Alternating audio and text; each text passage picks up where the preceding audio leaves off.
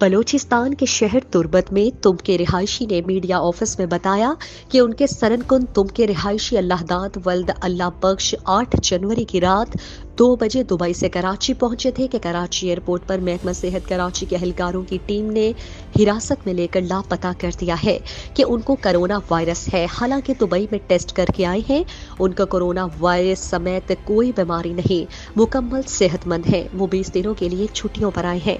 ان کا پاسپورٹ ضبط کر کے زبردستی کورنگی نمبر 5 کے سرکاری اسپتال میں داخل کیا گیا ہے۔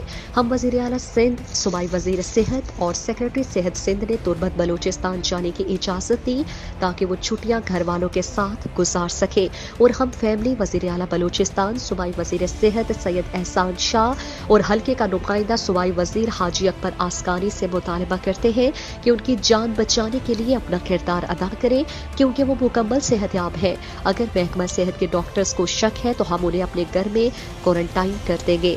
فیملی کا رابطہ نمبر 0323 0224 337۔